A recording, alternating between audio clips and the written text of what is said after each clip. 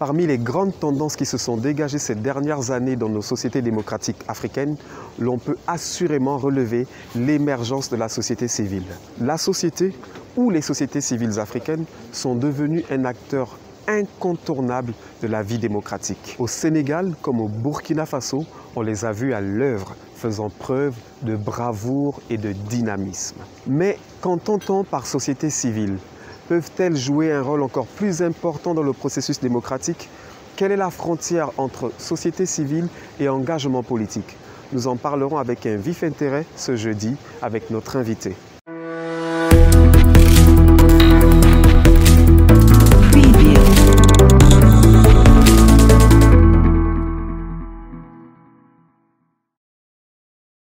Amis de Point de Vue, bonsoir, je suis Laurent Monti et je suis particulièrement heureux de vous recevoir pour ce nouveau numéro de Point de Vue consacré, comme vous le savez, à la démocratie. Aujourd'hui, nous allons parler de la société civile, à savoir quel est son rôle dans le processus démocratique et dans le dynamisme de la démocratie en Afrique. Et pour en parler, j'ai le plaisir de recevoir à nouveau sur notre plateau de Point de Vue, M. Landry Couillot. Landry, bonsoir, bienvenue. Bonsoir. Voilà, donc la dernière fois, nous avons parlé de démocratie. On va dire que c'est la deuxième partie de notre émission. Pour te présenter succinctement pour ceux qui ne te connaissent pas, parce qu'il y a tant à dire sur toi. Landry, tu es diplômé de droit à l'université Félix Houphouët-Boigny de Cocody. Tu es un expert des questions juridiques, parce que tu as animé justement une rubrique à la RTI consacrée aux questions juridiques. Tu es spécialiste des questions de jeunesse et de citoyenneté. Et je sais aussi, pour mémoire, que tu as travaillé sur les questions de sport et de jeunesse. Voilà, donc bienvenue à nouveau sur le plateau de Point de Vue. Nous allons parler aujourd'hui de la société civile. Je pense que tu as été, ou tu es un acteur de la société civile aussi, ici en Côte d'Ivoire. On l'est pour toujours, pour peu qu'on s'intéresse à la gouvernance de son pays. Quand bien même on pourrait basculer ou s'intéresser à une aventure en politique, on est fondamentalement un citoyen qui défend des causes qui sont portées par les organisations membres de la société civile et qui sont transformées par la suite en des actions politiques transformatrices, bien sûr, de la gestion de l'État, mais aussi du bon fonctionnement de nos institutions. Déjà, on a à peu près 30 minutes d'échange, donc moi j'aime bien qu'on aille directement au cœur du sujet. Qu'est-ce qu'on entend par société civile? On entend tout le temps société civile, la société civile a dit ci, elle a fait ça, mais qu'est-ce qu'on entend par société civile? Qui en fait partie? Qui n'en fait pas partie? Globalement, qu'est-ce que c'est que la société civile? Alors, il y a deux définitions de la société civile. Il y a d'abord une définition qui est large et puis une définition qui est restrictive. Alors, au sens le plus large possible, on dirait qu'on est de la société civile du moment où on est constitué en organisation et qu'on intervient sur des sujets ou des questions, des thématiques de société, dans tous les domaines, que ce soit la santé, l'éducation, la question de la démocratie, la question de l'entrepreneuriat. Pour peu qu'on soit dans une démarche bénévole, n'est-ce pas, un groupe constitué de citoyens, quel que soit le genre, homme, femme, quel que soit le territoire sur lequel on intervient, pour peu que notre démarche participe de la bonne gouvernance dans notre pays, on dit voici une société civile. Maintenant, il faut faire attention parce qu'il ne faudrait pas mettre toutes les associations dans le cadre de la société civile. Par exemple, une organisation, une association des femmes du quartier ou des jeunes du quartier ne saurait être, de manière très sérieuse, être intégrée dans le vocable société civile au sens strict du terme. On considérera plutôt ces organisations-là qui, dans leur activité ou même déjà dans leur constitution, se donnent les moyens de pouvoir être présentes au niveau national, n'est-ce pas, ou bien au niveau régional, mais dans tous les cas de figure, vont cibler une action, un objet et des démarches qui vont participer à apporter quelque chose de significatif dans la gouvernance du pays dans lequel il se trouve. Aussi, on va trouver des ONG, organisations non gouvernementales, on va trouver des fondations, des syndicats, on va parler même des organisations religieuses, sauf qu'elles sont appréhendées comme faisant partie de la société civile lorsqu'elles s'inscrivent dans le cadre du dialogue interreligieux, du dialogue citoyen, de la collaboration, de la coopération interreligieuse. On parlera aussi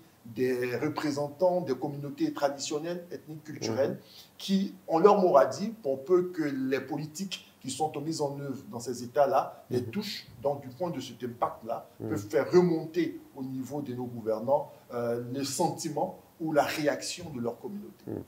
Effectivement, c'est un large spectre que tu me décris de la société civile, mais qu'est-ce qui justifie cette forme de méfiance que les gouvernants ont souvent à l'égard de la société civile? Est-ce que c'est le fait qu'on leur demande de rendre compte et qu'ils n'aiment pas rendre compte, ou le fait qu'on trouve que la société civile est un peu trop regardante sur un certain nombre de questions qui sont liées à la gouvernance publique? Déjà, il faut savoir que la société civile a une mission universelle. D'abord, elle travaille sur l'homme. Elle travaille sur l'homme en tant que quoi? Pas en tant que l'homme dans son appréhension ou dans sa perception biologique, mais l'homme en tant que citoyen, c'est-à-dire la personne humaine qui naît, qui vit, qui évolue dans une société donnée et qui est appelée à participer de manière active et utile au bon fonctionnement de cette société, d'où le vocable citoyen. C'est lui qui a le droit de citer, c'est-à-dire le droit d'être dans un pays, mais le droit aussi d'y contribuer, citer, de dire. Donc, la société civile, donc ces organisations, auront donc pour mission d'abord d'informer, ensuite de former et de transformer. On informe l'individu de ce qu'il est, de ce qu'il a, de ce qu'il pourrait posséder. La seconde chose, il faut le former. Il faut le former afin que sa prise de conscience l'emmène à un engagement. Un engagement qui va l'emmener à entreprendre, à prendre des initiatives qui seront donc la contribution de construire une société plus harmonieuse. Et la transformation, elle participe de ce qu'au niveau de la société civile, on interpelle en tant qu'observateur, en tant que réactionnaire, mais on interpelle les pouvoirs publics afin que ce qui est constaté et qui n'est pas favorable aux citoyens puisse être pris en compte pour que cela soit fait. Mais d'où vient la méfiance? La méfiance vient du fait que l'initiative de la société civile, qu'on appelle une initiative citoyenne, souvent se confond avec l'action politique au niveau des objets. Au niveau de la société civile, lorsqu'on est dans une démarche d'observateur, on se rend compte qu'il y a un dérèglement au niveau du fonctionnement de nos institutions. Soit qu'elles sont appelées à être démocratiques, mais qu'elles ne le soient pas. Il va se trouver qu'au niveau aussi du discours politique, on ait le même constat et qu'on veut mener le même combat pour mieux réguler. Lorsque l'initiative citoyenne converge au niveau de l'objet avec l'action politique, tout de suite au niveau des tenants du pouvoir, il y a de la méfiance. Pourquoi? Parce qu'en réalité, la société civile, elle est beaucoup plus dynamique, plus vive, et puis beaucoup plus élaborée, plus structurée. Elle intéresse davantage plus le citoyen et son propos ne souffre d'aucune méfiance. Donc, du coup, le discours porté par ces acteurs-là est mieux écouté, plus audible. Contrairement au discours politique qui est fondamentalement partisan et qui ne saurait faire écho auprès de tout le monde. Donc, l'homme politique qui tient le pouvoir s'inquiète de ce que l'action politique va devenir solidaire du discours de l'initiative citoyenne et que l'homme politique va profiter de cette vague-là pour pouvoir atteindre son but final qui est celui de conquérir le pouvoir d'État. Donc, lorsque je suis au pouvoir et que je me rends compte qu'il y a cette convergence de points de vue, je m'inquiète tout de suite du soutien, vrai ou faux, mais de ce soutien que pourrait apporter la société civile à mon opposant et donc me fait perdre le pouvoir. Voici un élément de la méfiance. Et la conséquence qu'on a ici, par exemple en Côte d'Ivoire, c'est que lorsque l'on a décrié la question de la légalité du troisième mandat du président de la République, ce n'a pas été fait originellement par les organisations politiques, c'est-à-dire les partis politiques, mais c'est plutôt la société civile qui porte d'abord, qui relève cette incohérence, cette difficulté, cette inquiétude, et qui va être la première à porter l'initiative. Au bout de compte, l'action politique va venir la rattraper et on est même étonné aujourd'hui qu'on ne cite pratiquement plus les organisations de la société civile qui, à l'origine, étaient porteuses de ce combat-là.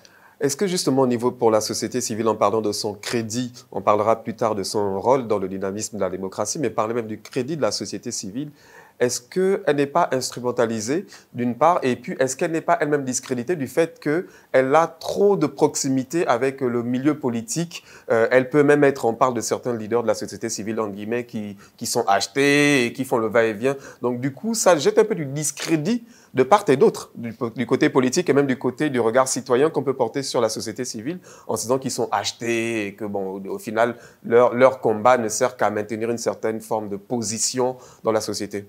Vous savez, elle souffre bien sûr de cette sorte de dichotomie. En réalité, lorsque l'homme politique est opposant, la société civile est tout à fait crédible. Vous comprenez, elle est crédible, elle est blanche comme neige et son propos est un propos qui est tout à fait valable.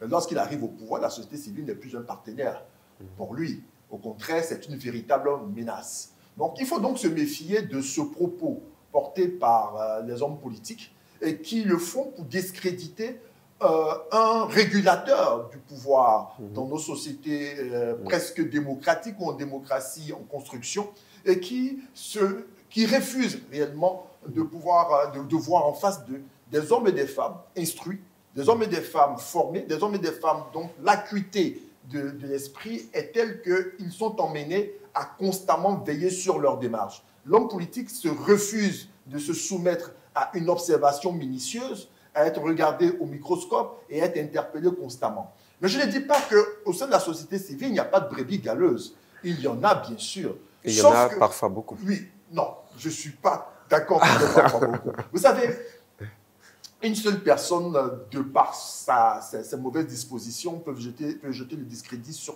pas mal d'autres personnes.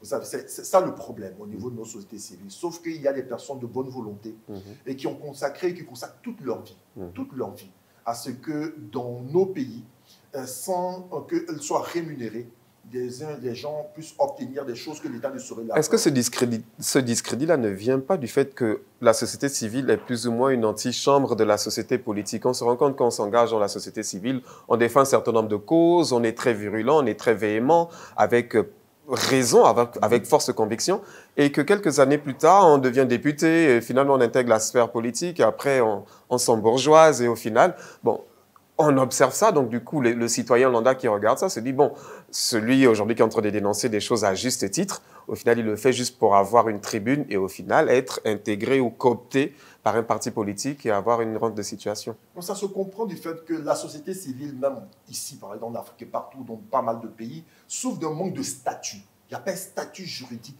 protecteur et valorisant de la société civile. Je m'explique. Certes, on a une loi en Côte d'Ivoire qui est relative aux associations, mais à part ça, rien du tout.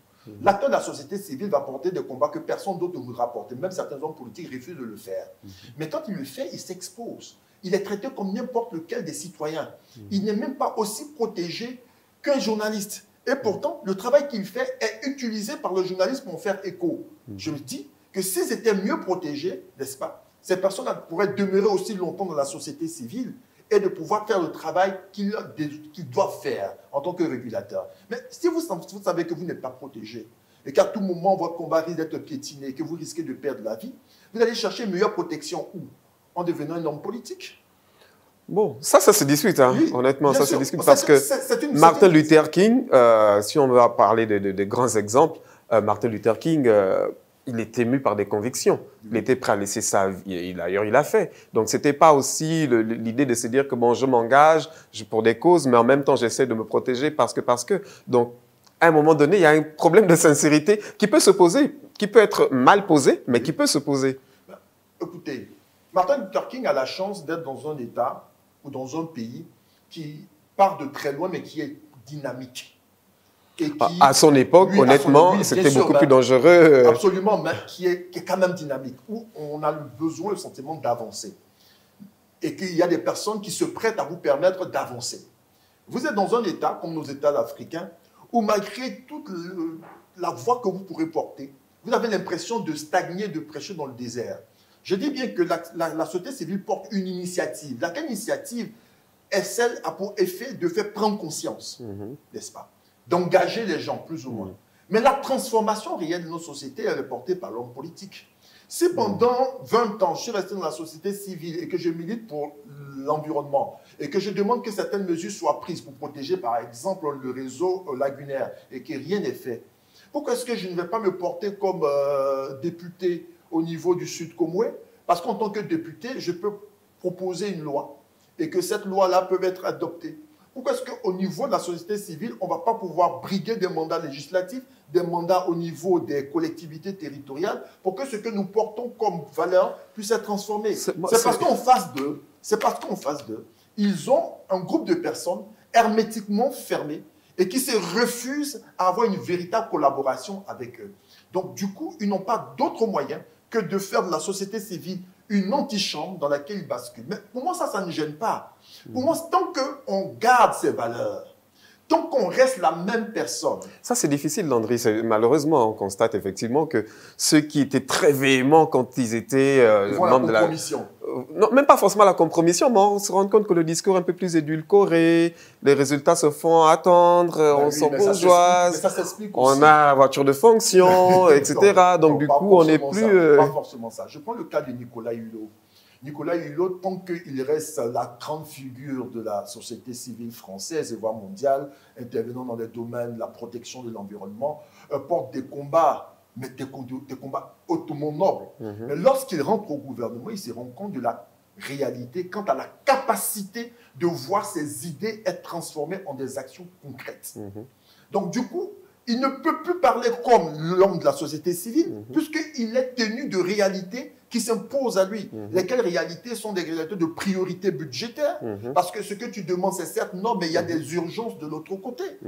Donc, on a un discours pas qui se ramollit, mais qui va s'équilibrer en fonction de la réalité. Maintenant, il va falloir permettre aux populations qui vous observent, qui vous remarquent, qui seront fortement critiques, de leur dire de manière pédagogique, en réalité, on veut obtenir cela, mais ça va prendre plus de temps parce qu'on n'a pas les moyens de le faire maintenant. Justement, ça me renvoie à la responsabilité justement de la société civile qui doit tenir un discours rationnel et réaliste.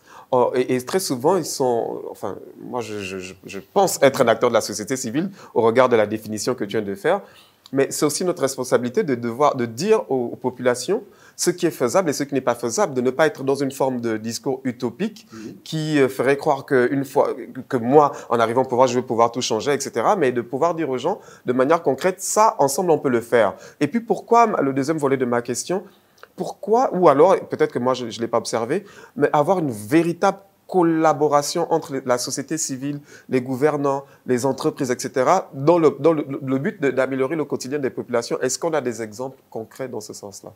Déjà, pour le premier volet de votre question, c'est une question d'abord de formation.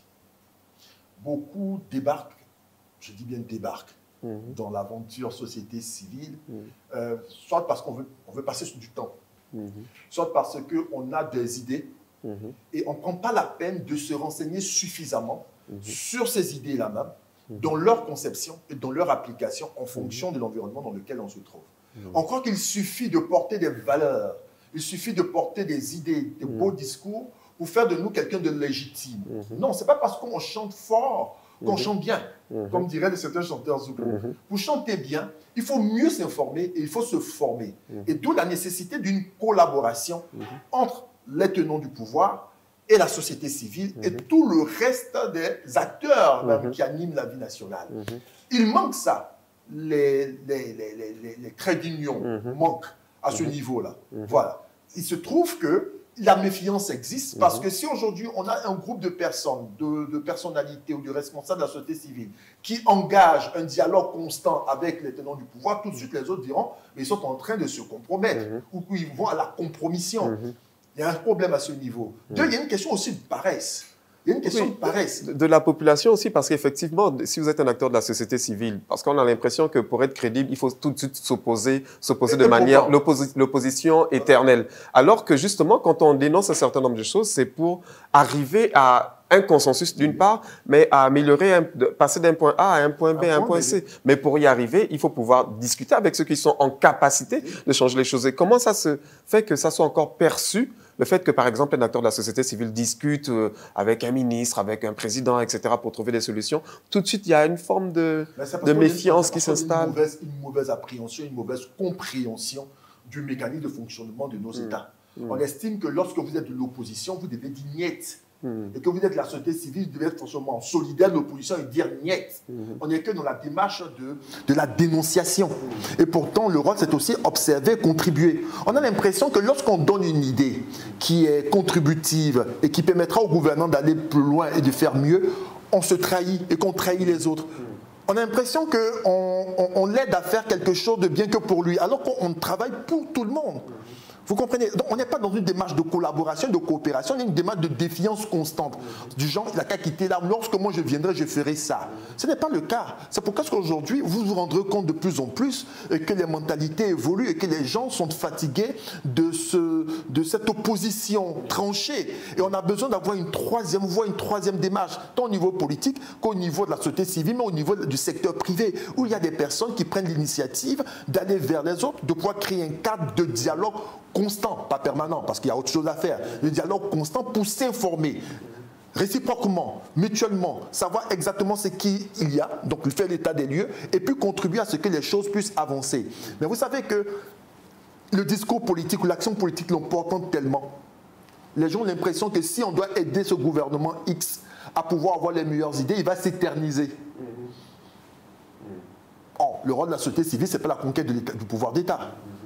D'où le fait que l'on soit beaucoup plus regardant sur sa réticence à collaborer. On pourrait dire aussi que de l'autre côté, c'est le pouvoir en place qui refuse d'avoir ce cadre-là. Parce que j'estime que dans chaque ministère ou dans chaque institution, il devait y avoir un département qui s'ouvre à la société civile et qui permet constamment de la renseigner sur ce que l'on fait, sur ce qu'on est capable de faire et puis de voir les avancées. De ou de créer un cadre de régulation, un cadre d'observation, de suivi et de contrôle. Ça permet donc à la société civile de jouer son fameux rôle, celui du suivi, du contrôle de l'action citoyenne sur l'action des gouvernants. Ça dépend aussi de l'éducation des uns des autres, comme je disais la dernière fois. Lorsque l'on n'est pas éduqué à gouverner, lorsque l'on n'est pas éduqué à participer à la gouvernance de son pays, lorsqu'on a l'impression que le pouvoir c'est à soi et pas à l'autre, et qu'il faut qu'on le traite de manière ésotérique, lorsqu'on a l'impression que l'exercice du pouvoir d'État est dans la confrontation et non pas dans la collaboration, il est donc bien normal que chacun reste chez lui ou ne crée pas les conditions pour que les gens se rapprochent. Justement, parler de la société civile et de son rôle dans le dynamisme de notre démocratie, est-ce qu'en regardant par exemple ce qui s'est fait au Sénégal, on a vu une société civile vraiment dynamique, oui, qui s'est investie et qui a fait en sorte que la démocratie au niveau par exemple du Sénégal, oui, soit vraiment consolidée. Oui. Quel rôle concret la société civile peut jouer dans ce cadre-là pour avoir des démocraties vraiment consolidées, des démocraties crédibles? Est-ce qu'on a des exemples concrets? Déjà, vous avez cité le cas du Sénégal et c'est très bien. Il faut citer aussi le cas de la RDC Congo. Parce qu'aujourd'hui, parce qu'on ne pensait pas un seul instant que la passation de pouvoir entre Kabila et un de ses concurrents se ferait aussi tranquillement. Mais le rôle, par exemple, de l'Église catholique et de toutes les organisations de la société civile a vraiment aidé. Arrivé à un moment, il faut qu'on prenne ses responsabilités. Quand on est de la société civile, vous entendez certaines personnes qui disent « Ah, moi, je suis de la société civile, je ne fais pas de la politique. » Non, tu es de la société civile, mais tu portes un discours, tu mènes un combat qui a une incidence sur la politique, voire même si la politique le vocable politique pose problème. Parlons de la gouvernance. Je ne fais pas de la politique, donc je ne suis pas strictement dans la conquête de la conservation du pouvoir d'État, mais je porte un discours, je mène un combat, je porte une cause qui a une incidence sur la gouvernance de mon pays. Donc, voici comment est-ce qu'il faut appréhender les choses. Vous avez des personnes aujourd'hui, prenons le cas de la Côte d'Ivoire, où on est aux heures les plus chaudes, comprenez, concernant la question électorale, le mandat du président de la République, les conditions dont c'est créé. La société civile a disparu. Elle a abandonné entre les hommes politiques la cause, le débat. Est-ce qu'elle a disparu ou alors elle n'est plus audible parce que justement les médias ne s'intéressent qu'à la parole des hommes politiques qui sont pour ou contre le troisième mandat, etc. Et on voit un jeu d'invectives qui se lance de part et d'autre. Mais peut-être que la société civile continue de s'exprimer, sauf que plus personne ne veut l'écouter. Non, je ne crois pas. Je ne crois pas un seul instant.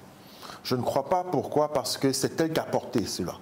Peut-être qu'on lui reprocherait de s'être un peu trop, de laisser phagocyter.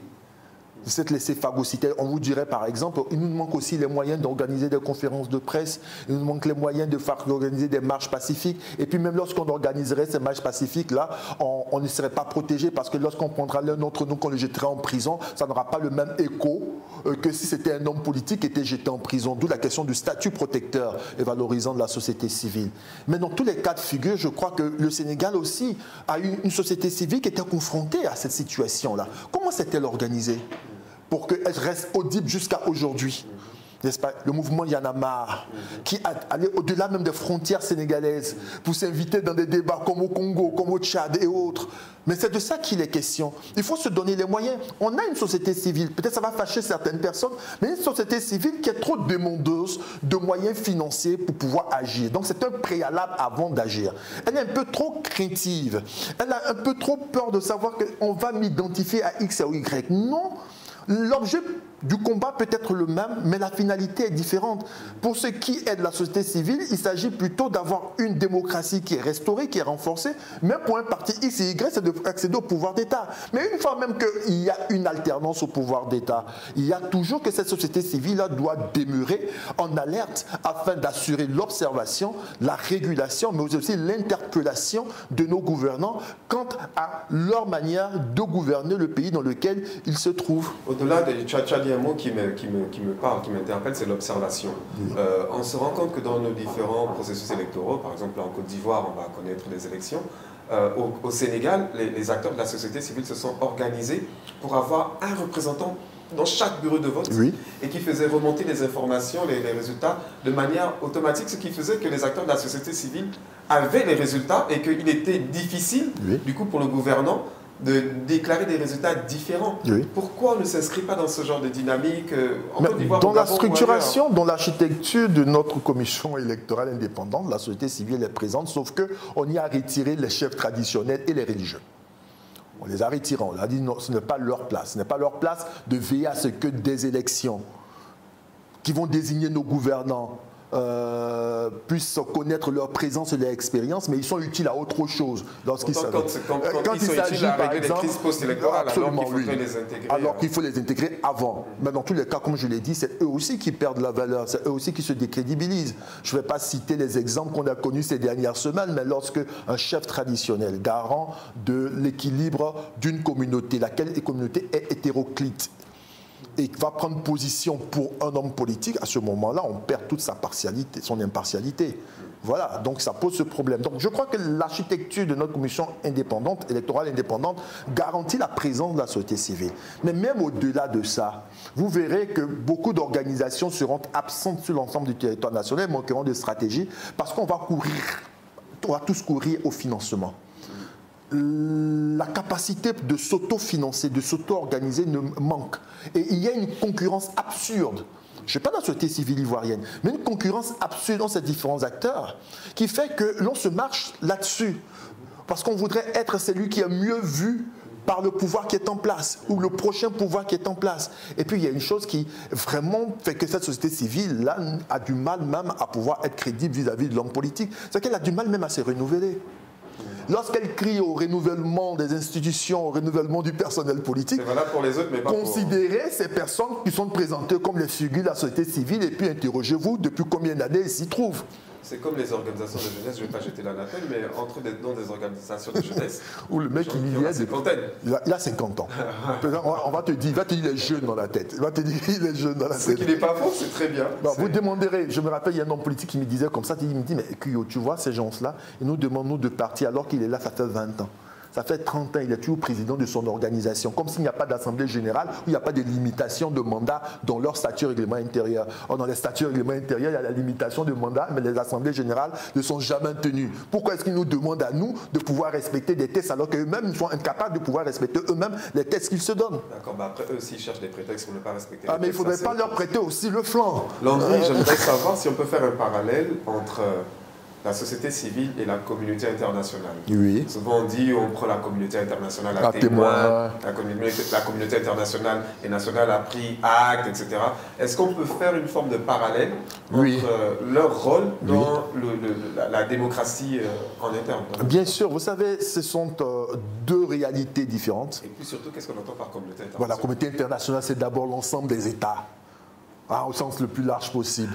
Mais attention, ce n'est pas tous les États. J'ai l'impression qu'on parle que c'est communauté occidentale, parce que très souvent c'est...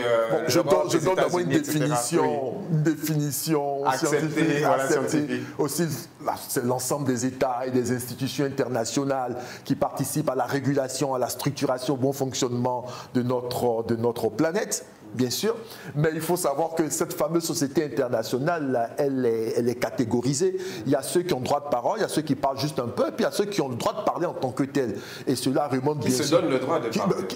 Bien sûr, qui se donnent le droit de parler, mais qui tirent une certaine légitimité de ce qu'ils estiment que depuis des siècles, ils sont des superpuissances qui ont apporté civilisation à X et Y, qui ont fait la guerre, qui l'ont gagnée, et qui permettent donc à ces petits pays-là de pouvoir exister. Donc ils se donnent le droit. Bon, oui, ils se donnent le droit, souvent même on conforte leurs droits. Parce que lorsque vous courez après eux pour justifier votre élection, pour justifier ou pour pouvoir démontrer que l'autre est mal élu, donc vous renforcez la légitimité de cette société, de cette communauté internationale-là, qui a une influence fondamentale sur chacun d'entre nous. Mais prenons, soyons factuels. Aujourd'hui, il y a l'ancien président Laurent Gbagbo qui fait une interview.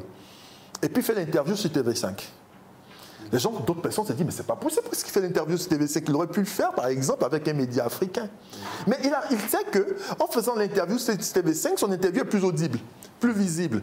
Donc, il y a une réalité qui s'impose à nous, comme quoi notre monde n'est pas un monde parfait. Ben nous, on aurait pu le recevoir à point de vue. Hein, oui, mais pour la prochaine fois. Mais déjà que ça prenne une interview sur TV5. Mais il faudrait que, c'est vrai, ça peut être choquant.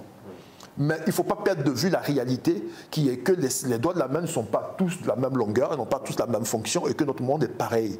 Notre monde n'est pas un monde idéal, c'est un monde qui est réaliste, où il y a des gens qui sont forts, qui se donnent les moyens de demeurer forts aussi longtemps que possible. Et c'est à nous de nous donner aussi les moyens de pouvoir grandir.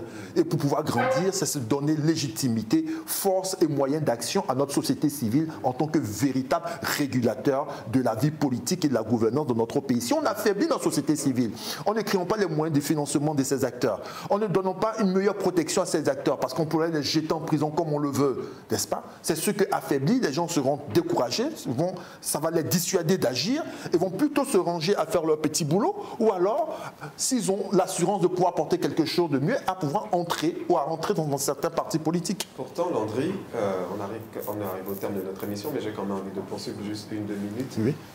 Pourtant, on se rend compte qu'au Burkina Faso, au Sénégal, au Soudan, oui, dans d'autres pays où il y a la société civile, c'est vraiment mis en avant, je vais parler même du Mali, ils n'ont pas de statut, ils ne sont pas financés, etc. Ils sont vraiment mus par cette volonté de faire bouger les lignes, quoi qu'il en coûte. oui. Donc pourquoi ça se fait comme ça là-bas et ici, il faut qu'on nous protège, qu'on nous donne un peu d'argent, qu'on nous dise oui, changez, mais attention, non, n'y allez pas trop. Enfin, j'ai l'impression que c'est une question, comme je dis, c'est d'abord une question de culture. C'est une question de culture et d'éducation. Le Burkina Faso et la Côte d'Ivoire. Non, déjà, quand je parle d'éducation, je ne parle pas du nombre de personnes qui vont à l'école, je parle de la capacité des individus à prendre conscience qu'ils sont les maîtres de leur propre destin.